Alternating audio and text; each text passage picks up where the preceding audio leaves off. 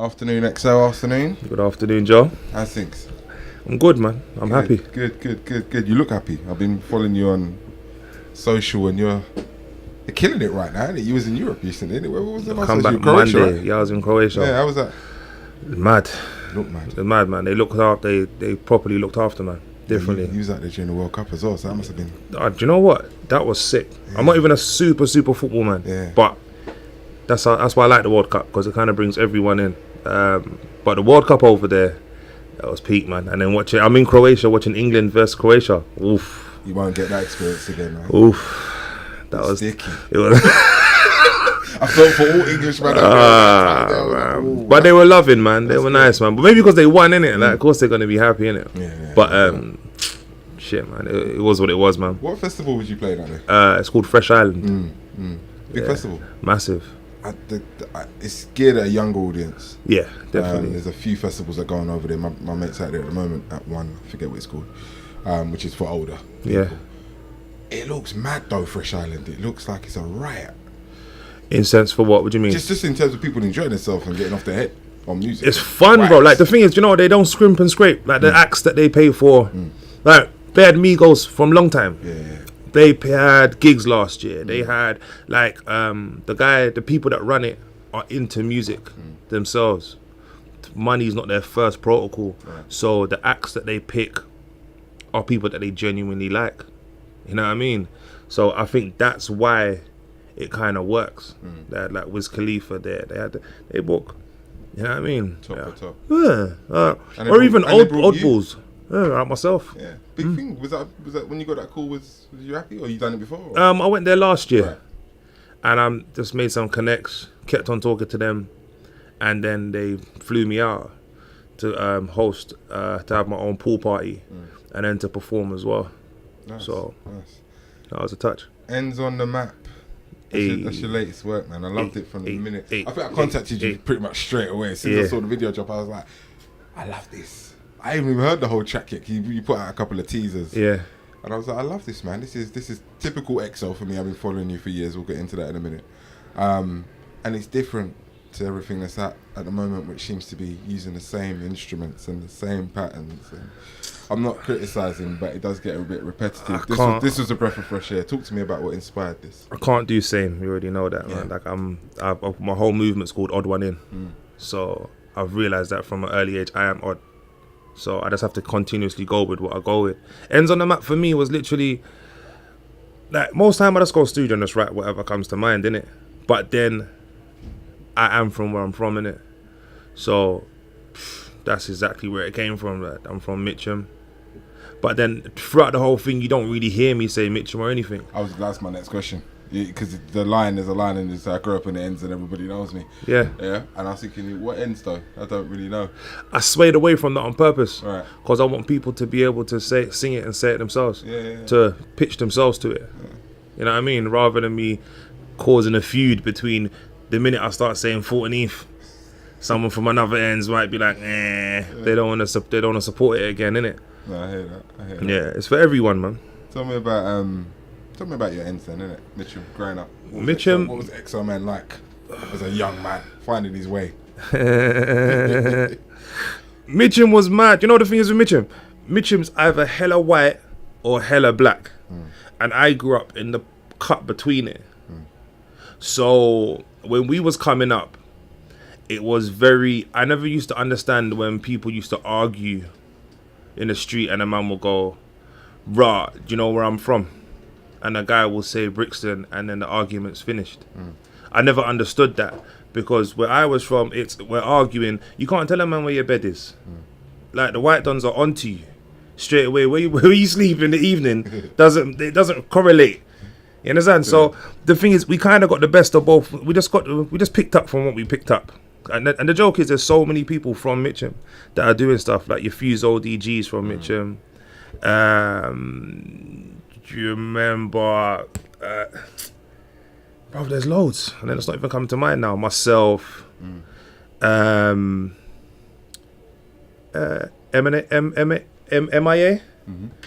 don't know that. Yeah. Slick Rick talks about it in his book. So there's, you know what I mean? It's a nice little melting pot. Was you always into music? I mean, off camera we spoke about the fact that you're 7 foot tall, so naturally people would. I used to just ramp a lot, man. I used to just pick up a microphone in a house party and talk rubbish, man. I wasn't necessarily super into music. I liked music, but it was never my. I need to become a musician from an early age, you know. So when did you make that decision? When people started liking it, from like about 22, How old are you 23, 33. Right.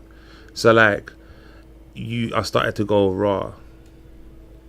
People started to like stuff, and I'm thinking, all right, maybe I could engage with this. And I was transitioning from the road stuff, and this stuff kind of made a bit more sense, and just drifted left.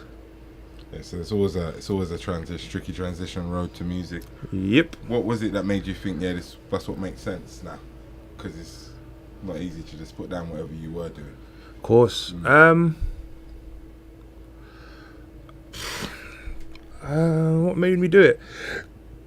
Love, I guess.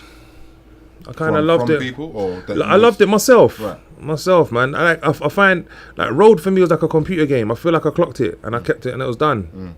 I didn't feel like there was any more advance in it. I weren't trying to become Pablo Escobar, and I just got bored of it. And I felt like standing outside my friend's house every day just got to a point where I didn't want to do that no more. And then music, you meet different people, you do different things. Every day is different. I thought, I like this. So I went right. Well, you had success straight away then, if my timeline's correct, because like I said, I was in Manchester 10 years ago for He Got Urban Rules, and you won that. Yeah. With Microwave Don't Spin. Yeah. And Lady Dog. Yeah, I love that because I was again at the time it was nothing like that. Microwave Don't Spin no more. I was these lyrics are, and the way it was on the kind of housey type of beat, and it was just very, very different. Have you always actively pursued different, or is it just kind of how you come? I don't think you can pursue different. I think the minute you call yourself different, you're not. Right. I think different just is. You know what I mean? And like with that, if I like the sound of something, I work with it. I don't try to be different. You know what I mean? With that song there, it was just about bailiffs knocking at my door, cause that it was just my expression of that and getting annoyed about it. And the truth of the matter is, my microwave did not spin. It was just real talk. Why did it spin, mate? It was broken. We finally throw it away. It still worked. So it heated up, but the things in there weren't spinning again. Mate, in 10 years, I genuinely thought that you were the boss. Yeah. You know, especially with the beginning like that, being recognised by people like that, competition platform like that, a lot of industry people connected. I thought, there's no way that this is going to stay a secret for long, especially because you're a big guy with a moustache that curls at the edges.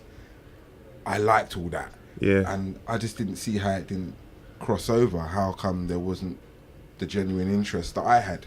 What do you put that down to? A lot of people bring this up, you know. I've been in many situations, many label meetings beforehand with people that are like big wigs, and they've been like, "What the fuck do you mean? Like this guy's a marketing, like he's a billboard?" And I'm just sitting there quiet, just watching these people bat from left to right. But I don't know, mate. I honestly can't answer. If I knew the answer, I would have fixed it and then continued. But I think a lot of people, you know, sometimes, I don't know, everyone's waiting for someone else to react. And then after a while, no one reacts. Maybe they're waiting to see what someone else does. I find England has that thing where, like, they'll jump in once someone else has already jumped in. Wagonist. Yeah. Say it, man. Yeah, just exactly that. Whereas America, for me, it's been very, do you do this? Okay, let's go. They like the idea of it, whereas other people are like, if they can make it happen. Or I've just not come across the people that can make it happen, and I've just been talking to middlemen. I find that very hard to believe. What I find difficult to believe is always that you haven't been. Has no one reached out? Because I see a lot of that going on social networking, like people established in the industry. I don't want to call no names or anything, but no one reached out. You know, the thing is, I know most of these people in real life. You know, in real time, like real time. But I don't know, man. Maybe I'm a horrible person, man. I don't know, man. I really don't know. Like, It's a strange one. it is. But I mean, you haven't let it stop you. You've always churned out music. That's one thing you've always done consistently. In that 10 years, has there ever been a point where you thought, you know what? I don't know, this is getting a bit long. Might not happen. no way, Right. because I can't gauge my speed or my movement on other people's love for me. They're other rappers, innit? My job is to kick them out of the way and take whatever they've got and keep it moving, innit? I find fear is what drives a lot of people. Right. You understand? I will dress how I want to dress. I will do what I want to do, and I can walk into a room with 20 million named gangsters and I'm calm. So that throws people off from the offset. They don't know what kind of pool to put me in. Am I in that crowd? Bro, I can sit in a room with 24 gay men, bro, and I can sit in a room with 24 bad men, and I'm comfortable. And I find people being uncomfortable, they can't adjust their position, and they end up doing nothing. But it's cool, man. I'm good, man. Like, I think getting love from other artists, it's nice, but it's not about them. It's about fans. It is about fans, and that's you do home in on them. Yeah. Your fans, the people that obviously invest in you, be it with their money or with the fact that they retweet and like your content and stuff like that. And that was one of the things I noticed about you as well early, because you're obviously independent. So it was like, yeah, you really cater for them, 100. that audience, you know, because your music's quirky. Yeah. There's not too many people putting it out like you, so you must have a hardcore following. I mean, what's it like when you go to shows, and what's the biggest show that you've done today? My own show, myself, I've had like probably like 1,600. It's a lot of shows. You know what I mean? People that have turned out for me. That's a lot of that's a lot of people. Yeah, that was nuts. You know what I mean? Where was that?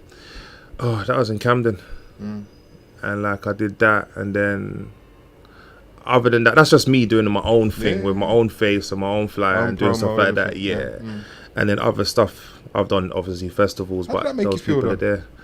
I do it every year, you know. Every year I put on a show to kind of adjust my reality, because there's getting likes on the internet, and then there's physical people coming out of their house to come and see. So Real life support. Yeah. So like around February, March, I kind of always put on a show to see if anyone's willing to come out of their house. Right. And when they do, I can now go, okay, X, move forward. Because you can be so deluded in this game. You know what I mean? You could get, I don't know, bruv, you could have 100 million followers on Instagram and 7 people turn up to your live show. Like, so for myself, to keep my reality in check and that I'm not getting swayed by the love of music, I always have to do like my own thing just to gauge it and then go again. Talk about ambitions in this game then. Being as though you've done 10 years. How would the next 10 years look for you? What would you like? What boxes would you like to tick? Who would you like to work with? Where would you like to perform? How much money you want to make? I don't know, man. It'd be nice to sell out of Coco's. I said it in a lyric once, so I kind of have to now.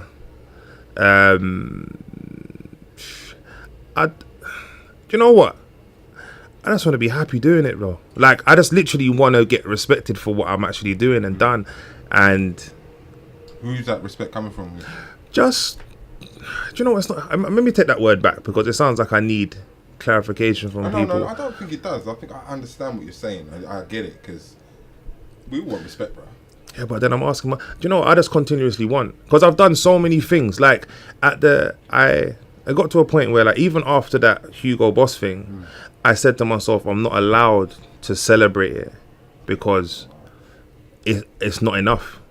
I remember the day they gave me like a bottle of champagne, and at the end of it, I just gave it to somebody else because I just moved the goalpost instantly. And then I found out that after a while, that was more damaging because as much as I'm achieving stuff, I was never enjoying it. Because as soon as I got it, I moved the goalposts. You know what I mean? And then, so now I'm literally just looking back at things I've done and certain things I'm doing. I started to be like, rah. Like even, I did the thing for Will Smith. Yeah. Yeah, like when that was nuts. You know what I mean? Because I literally... For those who don't know, talk about that. So I wrote Will Smith's last single. He's got a song called Get Lit. And for me, Will Smith's always been my idol. So I've always wished that into existence, and then it happened. Come about? A guy called Mike Hamilton from here heard my stuff, sent it to the label that look after Will's kids, and then they heard it and then just wanted me to fly out. I was going there anyway, so then I went there, met the guy, they bought the track, and then I ended up writing about 5 more. Most lucrative thing you've ever done? Most of the... Is that the most lucrative thing you've done? As in money-wise? Yeah. Nah. But credibility and my own inside lucrativeness, hell yeah. Personal value tops everything, man. I think Will Smith's dope, man. And when I met him, he was exactly how I thought he was. Right, real one. 100%, man. He reached out to me, he called me, and he started the conversation. As much as I spoke to him for all of 30 seconds, he didn't need to do the things he did, you know what I mean? It was nice. So I guess that kind of endorsement, that must have filled your boots, mate. That keeps you going, doesn't it? Yeah, I'm gassed off the back of that, man. Of course. 100%, bro. Like, to me, he's like the second most famous black man on the planet, bro. But behind Obama. Not Selassie. What's this, Selassie? To do a couple of rasses out there, you don't know. But literally, he's hella famous, bro. Like, yeah, no, you're right. He's done. He's generational. I mean, when he joined Instagram, I don't think I've ever seen anyone rack up followers that quick. Because he's a G, bruv. Like, the way he does his videos as well. Like, nobody's got better videos than his on Insta. You're right. Like, nobody. And you got he's a trained actor, man. Like, he must know what to do behind the camera by now. You know what I mean? Yeah. So, but that was dope for me. I was gonna ask you what who'd you like to work with in the industry? If you could pick a top 3, who would it be? Damian Marley. I was with him the other day, actually. Yeah, beast, animal, bruv. Like, to have a dad as Bob Marley and still be dope. I don't think people understand how harder it is to be in that position. So I respect that guy fully, and all his brothers that come before it. That is stress. That's long. Yeah, I mean, he was expected to fail easily. I mean, if he did, it wouldn't have been a surprise. No, it wouldn't have. It wouldn't have, man. But he's a genius, man. He's a big man as well. Damian Marley.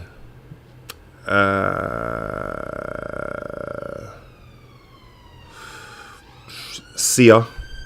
Okay. What is it about that? I've just liked the way she's just existed. Not many people know about her, but she's just fully existed in this industry and just winning. Do you connect with that story though yourself? Yeah, yeah. Is that why? Is that because do you know what it is? What I like about her, a lot of the times I've heard stuff and liked it and had no idea she had anything to do with it. Right. So it must be her why I'm leaning towards her, even if I didn't know it was her. So, and then watching her videos, and I like to watch her create, and I've seen her in a writing song process. Just absolute genius, bro. And enough times it goes over people's heads. So, and I think that's probably why I lean to her as well. Good energy. Yeah, she's dope, man. And who else do I really, really, really like?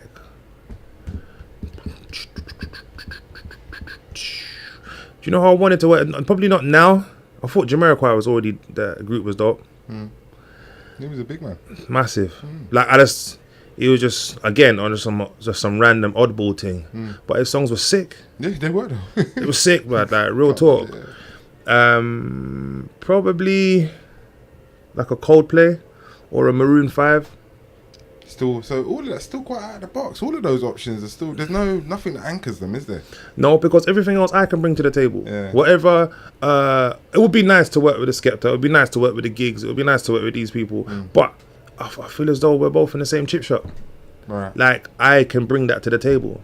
Right. So, other than growing my fan base and getting credibility for working with them, but I want someone to pull a different side of myself out of myself. I hear that. And they wouldn't do that. I see you was on holiday in Jamaica recently, right? Last year. Was it last year? I saw the videos. Did you go there regular? I used to go every year, you know. Is there because it got me thinking? Is there any kind of reggae artists, or apart from Damien, who you mentioned, is there any other kind of bashment-y reggae artists that you'd like to work with? Is that a music you care about? Hell yeah, yeah. Idonia, Movado. Like Usual suspects. Yeah. Yeah, popcorn's okay. I still prefer. I still feel like popcorn popped up because Vibes Cartel popped down. You might be right. You know what I mean? So he doesn't really make me scream, but he's dope in his own right. You know what I mean? But yeah. How long do you see yourself doing this? Because I'd imagine every artist wants to bust. Yeah. Like Will Smith. Yeah. You know, how long? If that doesn't happen, how long do you see yourself doing it? And is there any kind of other? When I was talking to Damien the other day, he said that he, in maybe I don't know how many other years' time, he sees himself behind the scenes, executive producing. Yeah. He really wants to get his teeth into that. He helped executive produce Kabaka Pyramid's album. Okay. And he really enjoyed that. So he was like, that's probably going to be me.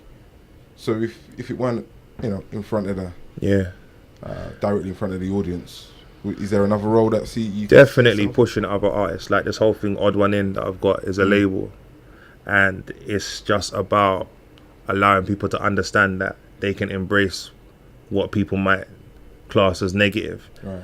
So definitely behind the scenes on making other people aware of someone else's dopeness. If it weren't music, what else would you do? Restaurants, food. You like a food, yeah? Yeah, I'll open a restaurant. Or eating or cooking? Cooking. Yeah? Yeah. Okay. Where you get your culinary skills from? I'm a Jamaican guy, cuz, man. It's just the men are in the kitchen more than the women, so yeah, no, true stories. It's just that one. Just natural hands. Okay. All right. Well, listen, I'm glad you came in because, like I said, our readers, viewers, listeners ain't got to see a side of you that you've just exposed. So I'm grateful for that. Hopefully, this is the first of many. It will be. When's the project coming? The big project. I know you got the ends on the map out now. I've got 2 projects out at the moment called Calm and Storm, part 2. They're bubbling about right now. I've shot about 5-6 videos. Okay. So I'm gonna start releasing those like within the next couple of weeks. To be fair, and after that, to be fair, music-wise, bro, I've got over 100 songs just sitting there. So I don't need to create more again. Okay. So unless I'm doing some dope collaborations. But I've got some little sneaky collaborations in the pipeline. Exclusive? Hey! They're coming, my bro. Right. I don't want to... Well, you let me know when the time's right. Yeah. I don't want to jinx myself. I hear that. Well, it's the best of luck with the future. Thank you for having me, man, and thank you for remembering me. It's nice. Man, all good, bro. All good. Keep doing your thing, man. I always got my own people working hard, so yeah. Definitely. Respect. Bless, man.